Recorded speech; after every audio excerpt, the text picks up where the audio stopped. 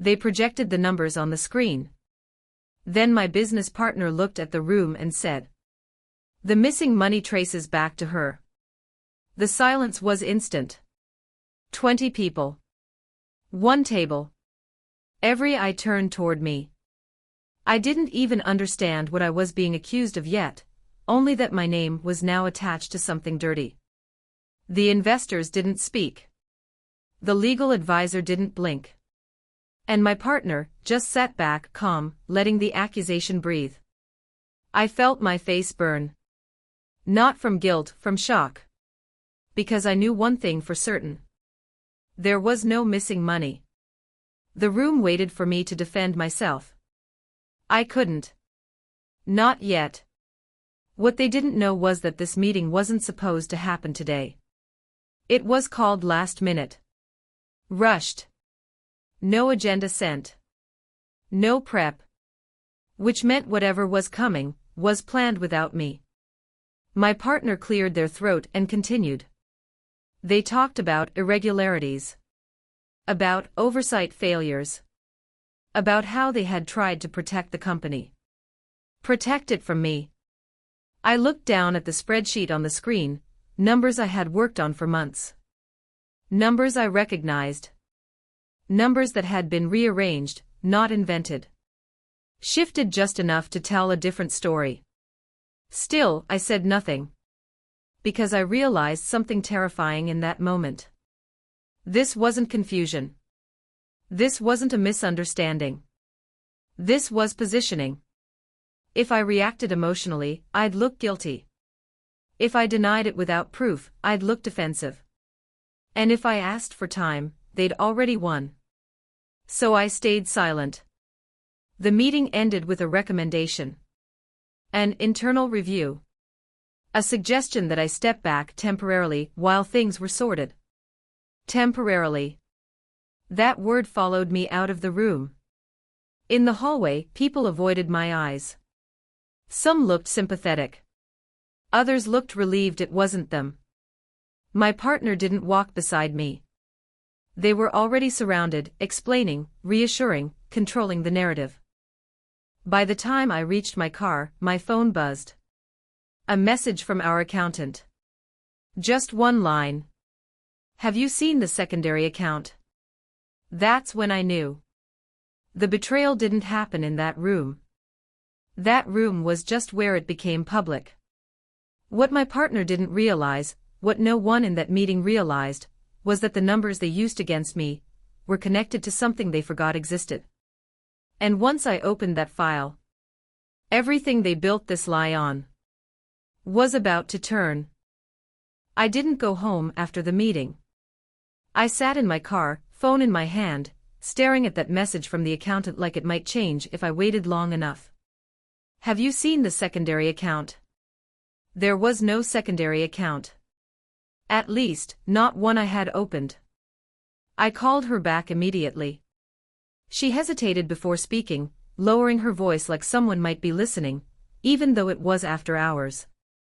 She told me the account had been created months ago. Same bank. Same company name.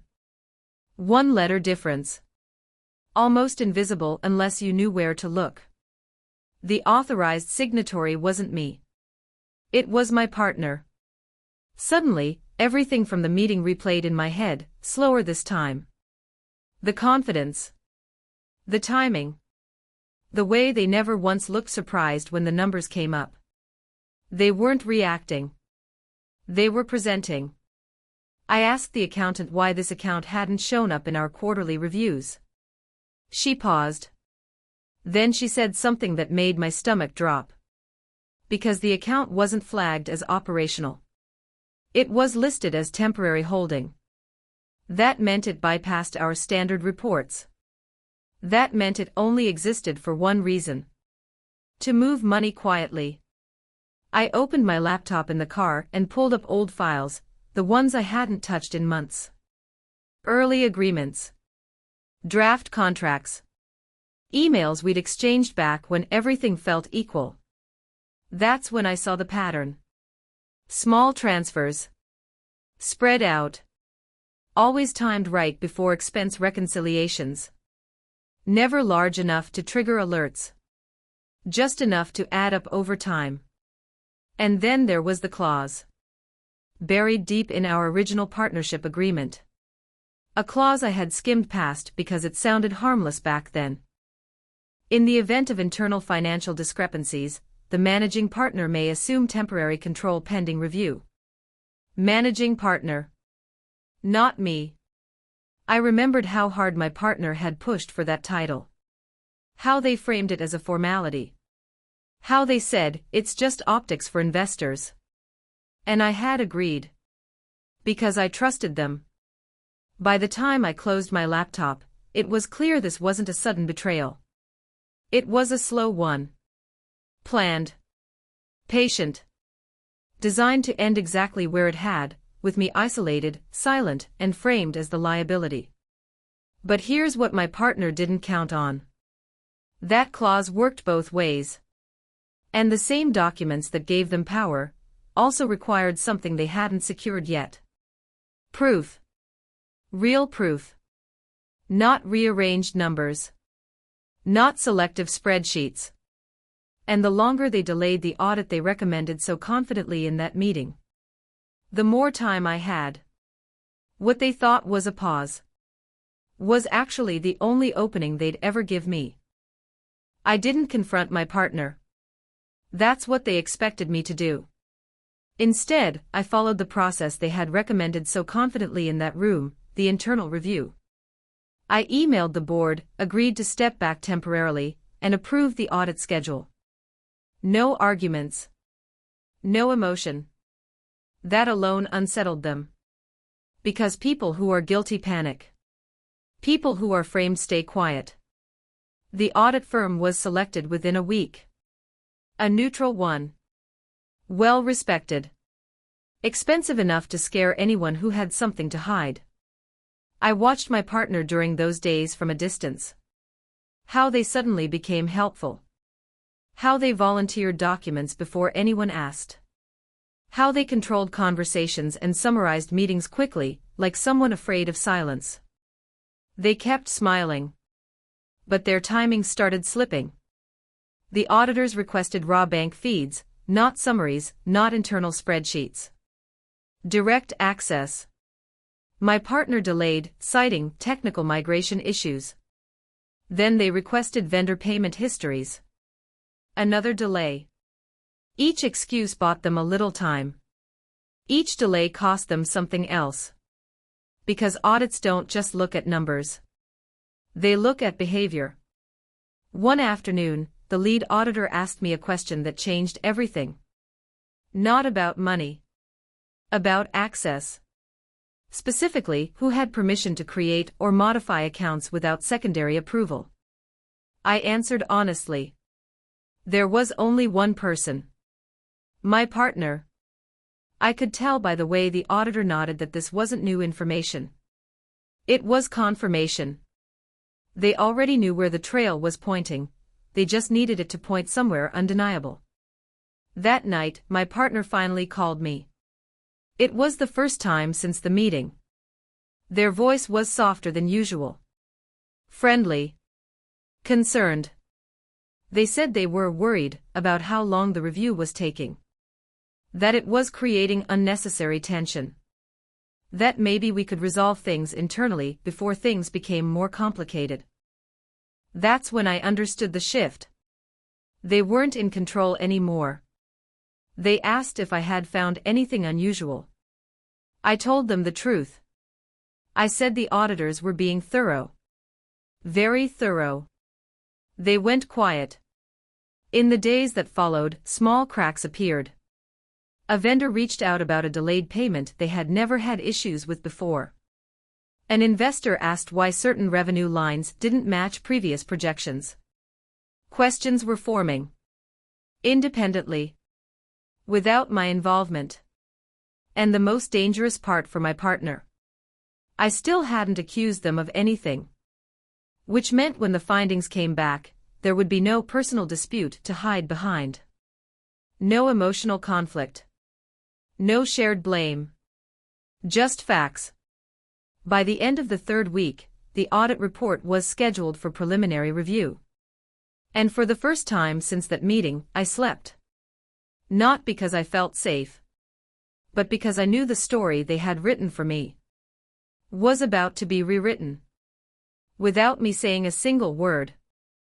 The board meeting was scheduled for 90 minutes. It ended in 20. The auditors didn't project slides. They didn't dramatize anything. They spoke slowly, carefully, like people who knew the weight of every word they were about to say. They explained the secondary account first. How it was created. Who authorized it. How funds moved through it in patterns that didn't match operational needs. Then they explained intent. That part landed harder. Because intent can't be blamed on confusion. The room stayed quiet as the lead auditor finished by stating one simple fact: the financial discrepancies did not originate from me. They never had. No one looked at me when they said it. Everyone looked at my partner. For the first time since I'd known them, they didn't speak immediately. They adjusted their posture. Cleared their throat. Tried to smile and failed. They asked for clarification. The auditor gave it. Every transfer had a timestamp. Every approval had a login. Every delay had a reason. The clause my partner had used to sideline me. It triggered something else too. Automatic authority review. Which meant while I had stepped back temporarily, their access had been quietly restricted pending findings. They didn't know that until that moment. The board asked them to step outside. No raised voices. No accusations. Just procedure. When they returned, it was only to collect their things. Later that day, an email went out to the company. Carefully worded. Professional. It stated that leadership changes were being made effective immediately. No details. No explanations. Just resolution. I was asked if I wanted to address the team. I declined. There was nothing to say. In the weeks that followed, investors reached out, not with apologies but with trust restored. Vendors resumed normal operations. The company stabilized faster than anyone expected. And my partner. They weren't publicly shamed. They weren't dragged through headlines. They lost something quieter. Access. Credibility. The benefit of doubt they had relied on their entire career. The last message I ever received from them was short. They said they never thought I'd let it go this far. I didn't reply. Because I hadn't pushed anything forward. I had simply stopped protecting someone who was willing to sacrifice me to save themselves. Sometimes karma isn't loud. Sometimes it doesn't need witnesses. Sometimes it's just the truth. Given enough time. Finally being allowed to speak. And when it does, it doesn't need your voice at all. If this story stayed with you, it's because stories like this happen more often than people admit. Quiet betrayals. Carefully planned lies. And karma that doesn't rush but never forgets. On Echoes of Karma, we don't tell stories to shock you. We tell them to remind you that the truth always leaves a trail. And sooner or later, it finds its way back. If you believe in stories where justice doesn't scream. Where patience outlasts betrayal. And where karma arrives exactly on time. Subscribe to Echoes of Karma. Because the next story might sound uncomfortably familiar.